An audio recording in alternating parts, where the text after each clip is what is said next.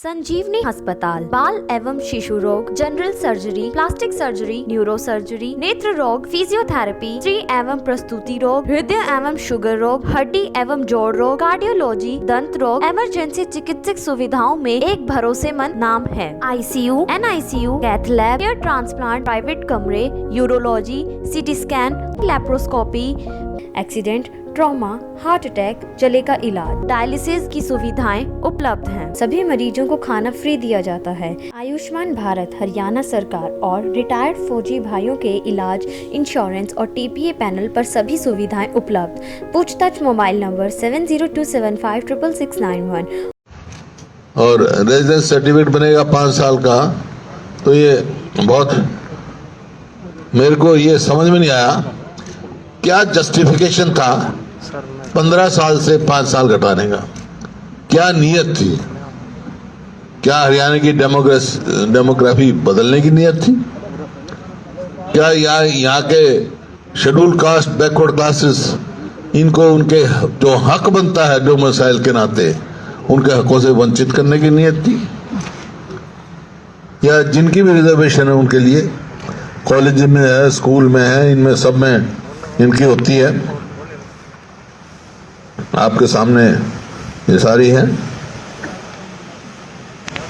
जबकि ये HSIDC में हमने पहले रखा था, ये EMP 2011 में ये था प्रेफरेंस दी जाएगी 75% को, लेकिन उसमें डोमिसाइल को कहा था हमने। डोमिसाइल उस समय 15 साल का था। तो मतलब ये सबसे बड़ा मुद्दा है जो हरियाणा के युवाओं में को धूल झोंकी जा रही है। हम वेलकम है, सब आते हैं बाहर से भी, सब पूरा देश है, लेकिन जो मौलिक अधिकार है रेजिडेंसी को जो मिलना चाहिए सारी स्टेटों में है। कोई भी हिंदुस्तान में ऐसी स्टेट नहीं है जहाँ शेड्यूल कास्ट, बैकवर्ड क्लासेस का रेजिडेंसी सर्टिफिकेट 15 साल से कम का हो। Not even a single state. क्योंकि वहां के जो मूल वो है, उनका अधिकार है, वो उनका अधिकार को वंचित ना किया जाए। बाकी सबको यहाँ एडजस्ट किया जाए, हमारे कोई दिक्कत नहीं है, किसी से नाराजगी नहीं हमारे को। We are welcome. बस स्टेट है एक, देश एक है, लेकिन उनका जो मूल राइट है, बेसिक राइट है, उसके ऊपर ये बड़ा भारी हमला है। और इसे मैं उनको फिर कहता हूं, आगे कहता हूं कि ऐसा कदम ना उठाएं। दूसरा जो मुद्दा आया है आपके सामने, वो है जिस प्रकार से इन्होंने ये अर्बन डेवलपमेंट में जो डेवलपमेंट चार्जेस का एक किस्म से ऐसा झटका दिया गरीब आदमी को कि 5% कलेक्टर रेट का डेवलपमेंट जो चार्जेस लगेगा या ट्रांसफर चार्जेस लगेगा। इसका मतलब क्या हुआ? इसका मतलब यह है कि आम आदमी की पहुंच से बाहर हो गया। ये गरीब आदमी को तो कोई मतलब ही नहीं, जो कि कुल 100 हमारे समय में था 120 रुपए शायद, देखा ना भूषण निकाल लेते ना आप, और वो भी फरीदाबाद गुड़गांव में। बाकी में तो 50 रुपए था, और इन्होंने सबका कलेक्टरेट का 5% कर दिया। इसका मतलब जहां 12,000 निकाला था ना,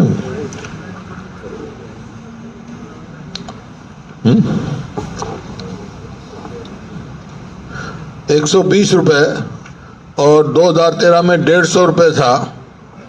अब जो है 17 से 19 तक इन्होंने 500 रुपए का किया, और अब 5% कलेक्टर रेट का कर दिया। हमारे समय में municipal corporation of Faridabad and Gurgaon 150 रुपए था, और बाकी सब म्युनिसिपल कॉर्पोरेशन में 100 रुपया था, म्युनिसिपल काउंसिल में 50 रुपया था, और म्युनिसिपल कमेटी में 30 रुपया था। अब सब जगह इन्होंने कर दिया। ऐसे ही इन्होंने हुड्डा में जो मिडिल क्लास को प्लॉट ले लेते थे, बाय लॉट्स देते थे, क्योंकि उसका कभी मकसद पैसा कमाने का नहीं था। हुड्डा का नो प्रॉफिट मेकिंग वो ऑर्गेनाइजेशन है, बेसिस ये था कि भी अच्छी डेवलपमेंट हो और अफोर्डेबल हो सबको। उसमें भी अब लॉट्स नहीं निकालेंगे, ऑक्शन कर देंगे। इसका मतलब अमीर आदमी और जो बड़े बड़े प्रॉपर्टी डीलर हैं वही ग्रैब करेंगे उनको। मिडिल क्लास का आदमी तो प्लॉट ले ही नहीं सकेगा, घर बना ही नहीं सकता, उसकी तो सपने से बाहर हो गया। तो हर फैसला इन्होंने जो किया है वो जन विरोधी किया है। मैं चाहता हूं, और हमारे टाइम में रेगुलराइजेशन फीस थी नहीं, no regularisation fees shall be levied on commercial building plots situated within the notified civic amenities and infrastructure division। ये है, ये हमारे समय में था। आज इन्होंने मतलब गरीब आदमी का, मध्य वर्गीय लोगों को तो शहर में भी और गांव में भी जीना दुर्लभ कर दिया है।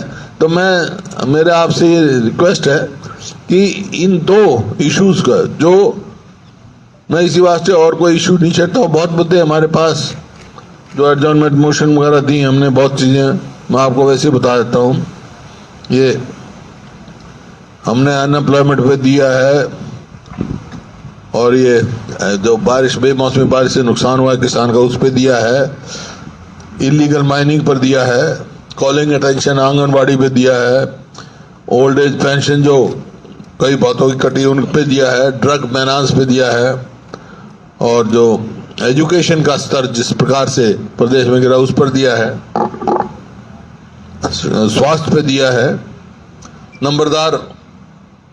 नंबरदारों को जो है उस पर दिया है, क्लर्क का दिया है। इस प्रकार पंचायती राज के जो इलेक्शन नहीं हो रहे उस पर दिया। तो है मुद्दे सारे हैं, लेकिन मेरा स्ट्रेस आज केवल इन दो मुद्दों पर रहेगा, क्योंकि नहीं तो फिर जो है पूरी तरह उठ नहीं पाते हैं। मैं चाहता हूं ये जनता के बीच है, आवाज उठे, जो ये जन विरोधी फैसले हैं सरकार के, तुरंत मजबूर हो ये तो ये विधायक दल वाली फिर कैसे दोबारा करोगे प्रश्न? नहीं, वो तो डिसाइड हो गया। विधायक दल की मीटिंग अब हम 2 तारीख को 11 बजे। तो जानकारी कब दोगे सर? आज वाली है किस चीज की जानकारी? ये जो विधायक दल की आज करी है मीटिंग में, हाँ, डिस्कस करा, उसकी जानकारी मैं आऊंगा ना 28 को, ले लियो 28 को फिर आऊंगा। हमारी मीटिंग है 28 तारीख को, सारी डिटेल वो दे देंगे। आज मेरा सिर्फ ये इन 2 मुद्दों पर मेरा स्ट्रेस है। 28 की किस सीट की मीटिंग है? 28 बजट से पहले बढ़ा दिया तो कोई संशोधन लाना पड़ेगा। वही मैं कह रहा हूँ, बजट से पहले ऐसा फैसला करना ये दर्शाता है कि सरकार का हर फैसला जन विरोधी होता है। ये बजट से पहले ऐसे फैसले नहीं लिए जाते जिस पर एकदम थोप दिया गया उनके ऊपर।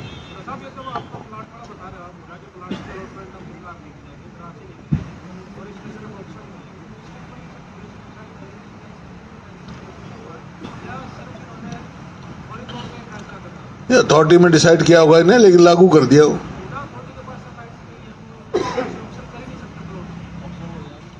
नहीं तो अब तो ये इन्होंने पॉलिसी बना दी है कि भाई ऑक्शन से ही देंगे।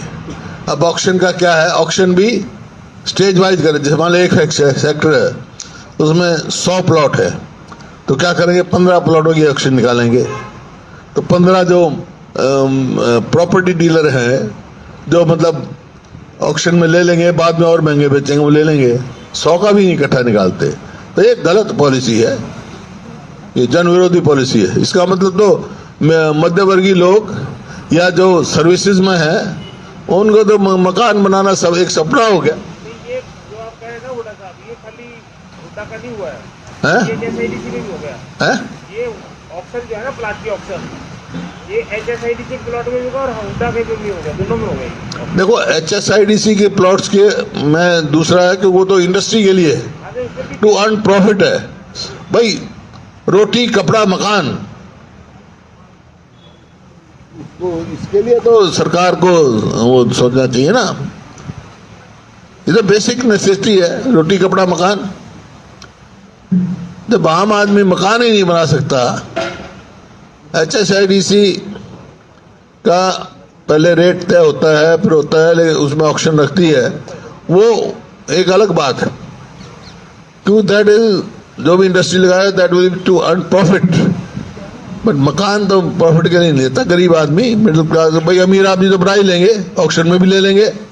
रईस आदमी तो, जो आम सैलरीड क्लास है, मिडिल क्लास है, वो कहाँ से करेंगे? वो तो इसका मतलब अच्छी कॉलोनी में रह ही नहीं सकते, पर इसका मतलब ये अनऑथराइज कॉलोनी कटती रहेंगी।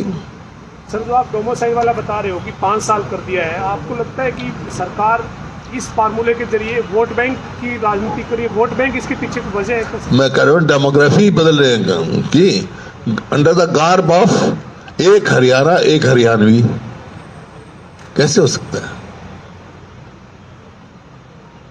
Huda sahab, I have a different question.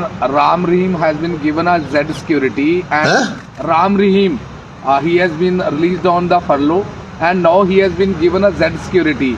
And after that, the law officer had given an affidavit in the court saying that he does not fall under hardcore criminal category. How do you react that? Do you think that because of Punjab elections, Ram Rahim has been released, and after that they have given a Z security? देखिए, as far as furlough is concerned, that is right of every, जो एक particular जो कर रहता है वो furlough मिल जाती है उसको। अब सिक्योरिटी कौन सी है, कौन that is the for the government, उसकी नीयत क्या है, that they can tell. And sir, in the court which they have given affidavit saying that he does not fall under hardcore criminal. I can't say anything about the matter which is sub judice, which is in the court. I can't act on that. ये जो 2 issue आपने जो बताए, इन पे विधानसभा में जो आपने बिंदु बताए, हम लोग तो दे रहे हैं ध्यानाकर्षण प्रस्ताव भी दे रहे हैं, काम रोको, इन दोनों पे तो दे ही नहीं रहे आप। जो आप प्रेस कॉन्फ्रेंस में 2 इशू उठा रहे हैं, इन पे तो आपने बताया नहीं कि इनके ऊपर भी हम काम नहीं, इन पे भी दे रहे हैं। इनका इशू उठाया वो तो मैं फॉर एग्जांपल दे रहा था। इनके तो जब मैं कह रहा हूँ 2 मामले में हाईलाइट कर रहा हूँ मैं, काम रोको में दे रहे हैं।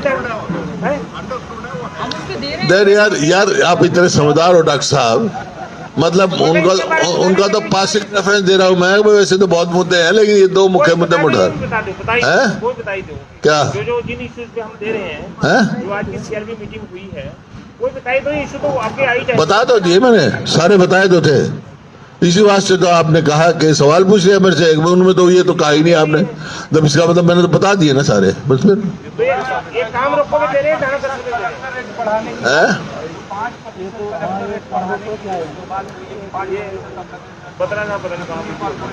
ये काम रोको में दे रहे हैं, ये दोनों जो विषय काम रोको में दे रहे हैं। 150 था मेरा गुड़गांव और फरीदाबाद में, बाकी जगह तो 50, 100, 30 रुपए था।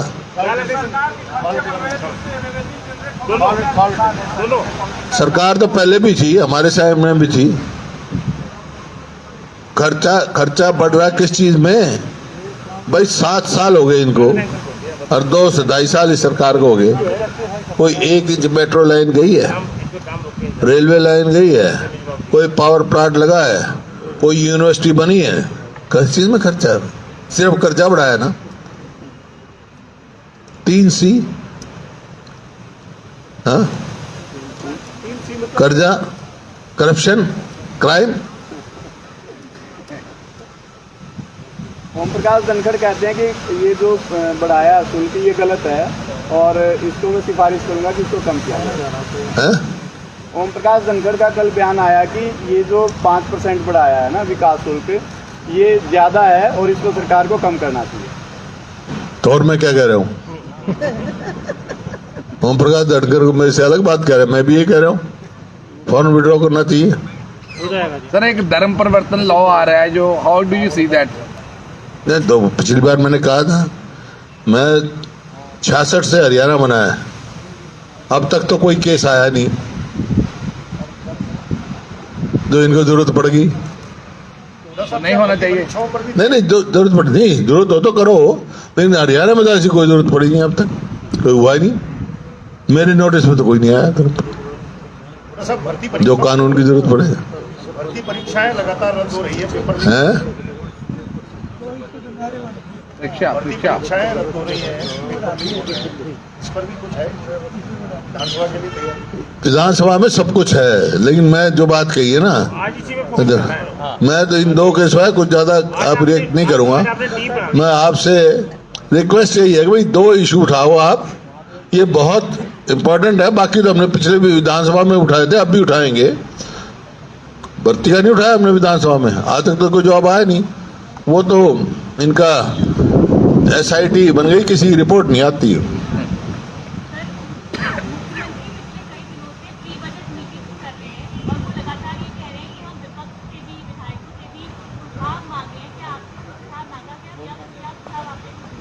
आया था उनका पत्र, आया था, सुझाव मांगा था,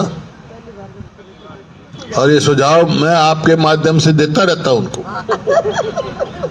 अमल करें। हैं?